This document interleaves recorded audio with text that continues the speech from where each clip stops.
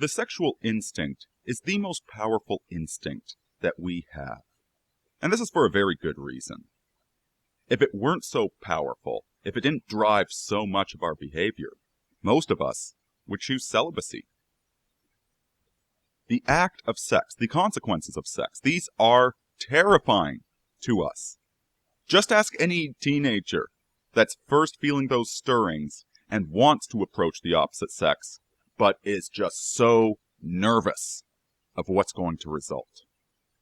The challenges of trying to bond with the other half of the species, who thinks differently than us, who needs different things than us, who is our complement, but nearly impossible to understand.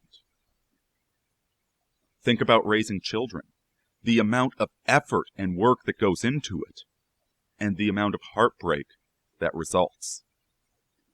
If the sexual instinct were any less intense, most of us would choose celibacy.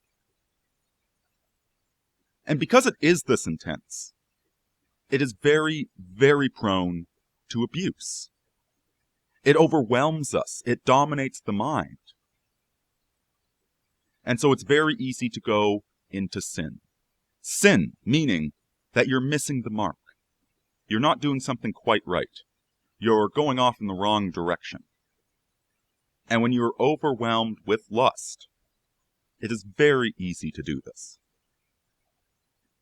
Now, sex in and of itself is one of the least of the sins. It's up there with overeating, having a little bit too much cake after dinner. Lust is pursuing something that is good, but simply doing it slightly the wrong way. And if you're going to talk about sins that truly damn the soul, envy, treachery, hatred, pride, those are demonic sins. Whereas lust is a human sin. It's something that everybody has experienced and everybody has messed up to one degree or another. It's hardly the worst of them. But it's dangerous because of what results from engaging in sexual sin. The physical consequences are self-evident. Having sex at the wrong time with the wrong person when you're not ready for it can result in a lot of heartbreak, a lot of cruelty, a lot of damaged emotions. It can result in unwanted children, or children that you're not prepared to raise, or that you're now raising with the wrong person. Sex exposes you to infections, to disease. It's a very powerful vector for these bugs to get into you. On the purely material sense, sex is very dangerous. But even on the spiritual side, even though sex itself is not that great of a sin, it can lead to sins that are very, very destructive of your soul. Thomas Aquinas listed 8 daughters of lust, which he identified as being the result of sexual sin. The first 4 are sins of the intellect, failures of the intellect, whereas the last 4 are failures of the will. So what does this mean? What is the intellect? What is the purpose of our intellect? And what is the purpose of our will? The purpose of our intellect is to behold the truth, to perceive the truth. This is scientific truth. This is personal truth, moral truth. This is to perceive the best way to go about achieving our ends. Because the truth is just one of the many faces of God, co-equal with the others. Truth and goodness are equally embodied in God. And when we fail to use our intellect, we fail to accurately perceive God. And the will has, again, a twofold nature.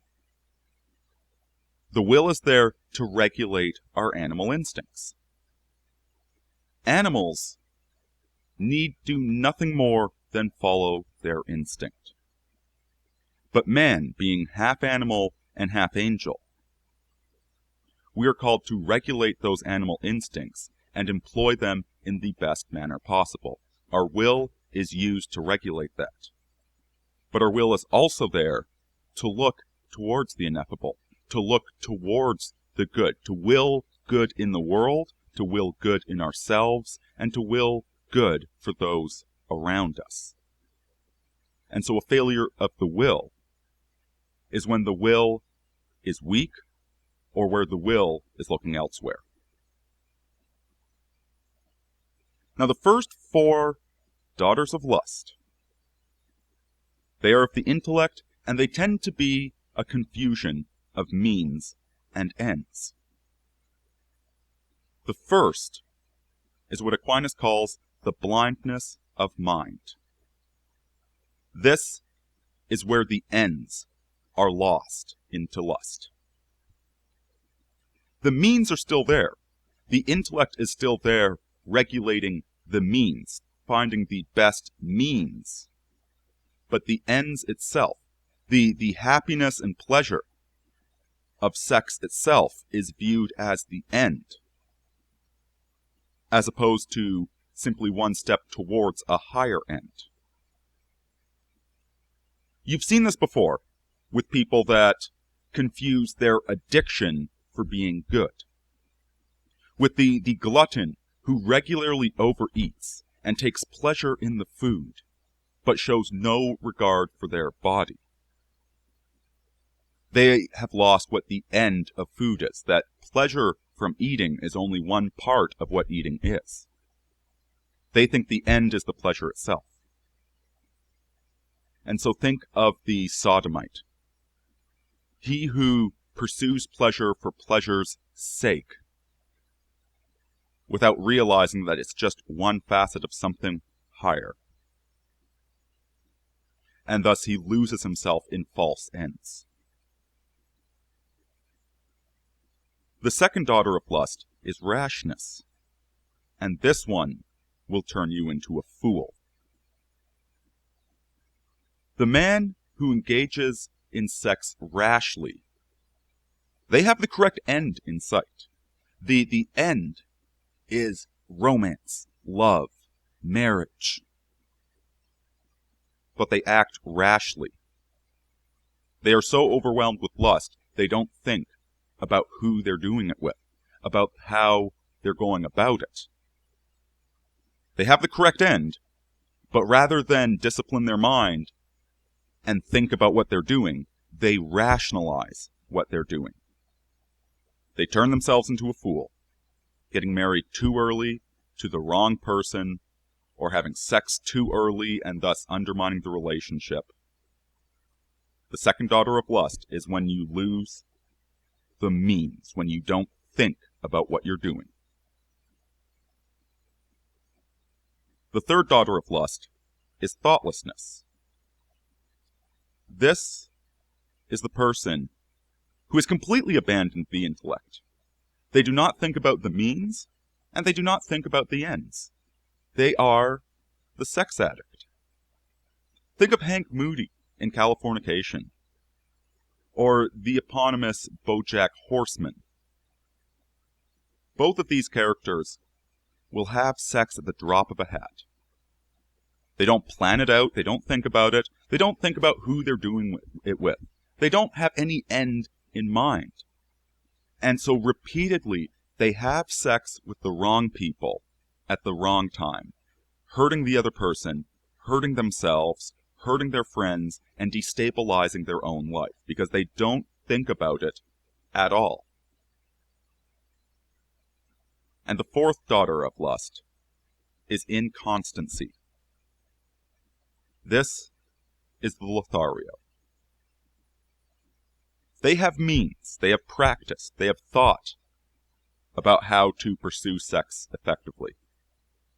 Their ends are very romantic. But because there is so much unbridled lust in them, they use the means and the ends. They use it to excess. And then once the act is completed, they become inconstant. The vows that they made, the professions of love, are no longer something they believe in. They believed in it entirely while they were inflamed with lust, but with lust sated, they changed their mind.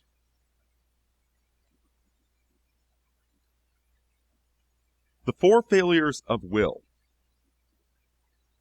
occur when the will is not focused in the correct direction.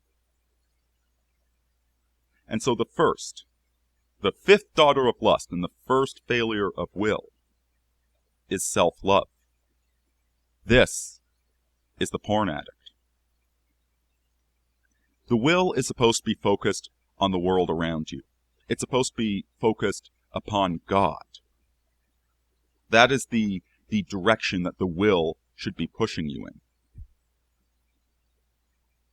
But he who engages in self-love, who puts the will entirely towards themselves, and who ignores the outside world, winds up becoming a very sick sort of introvert. Their will drives them to the point where they cannot truly perceive others. And so you have the worst patheity of the porn addict, who has no idea how to speak to others. The next daughter of lust is the hatred of God. This is the hatred of what is good and true. This is where the lust drives the person to will a reality which cannot exist, which is contradictory in nature. Thus we have the fetishist. He who takes pleasure not in the true act of sex, but in a twisted and broken act of sex. An act of sex that can never truly satisfy them. And because their will is focused upon the impossible, they start growing resentful, angry, and eventually hating all that is good and true in the world. The seventh daughter of lust is love of this world. The will is focused not on the ephemeral. It is focused entirely on the objective. They put all of their life essence into that which is temporary. We have the pornographer, the man who dedicates his life and his artistry into celebrating the most bestial and venal nature of man, who focuses all of his will and energy on the merely animal. He takes all of the beauty of artistic creation and degrades it, because his will never looks above the horizon. And the eighth and final daughter of lust is despair of a future world. This man has so soaked himself in sexual sin, has so depleted himself, has so burned himself up in lust, that he has no will left. He becomes a coward. He despairs of virtue. He might see what the purpose is. He might see the ends, the true ends that he should be following. He might see that the path he's on is leading to utter destruction. But he has become a nihilist. He lacks the will.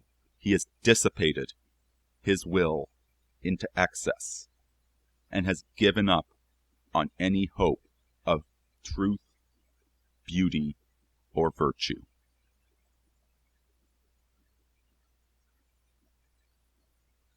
The intensity of sex easily leads into these 8 daughters. It easily clouds the mind and breaks the will. And yet, nonetheless, for some men and some women,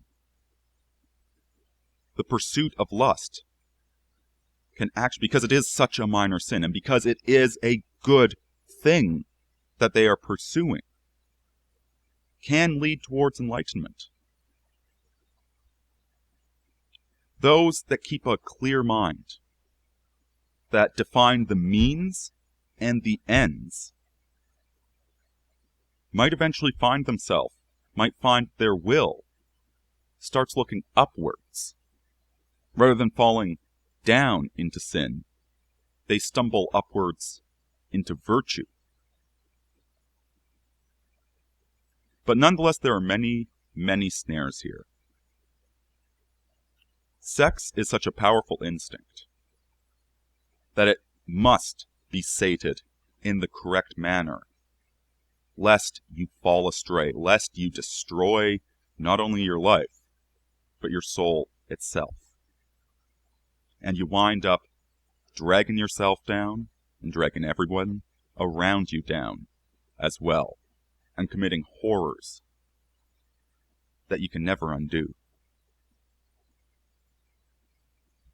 So be careful. Keep your head clear. Be good to one another. And try and use sex appropriately. Deus Vult, Aurini out.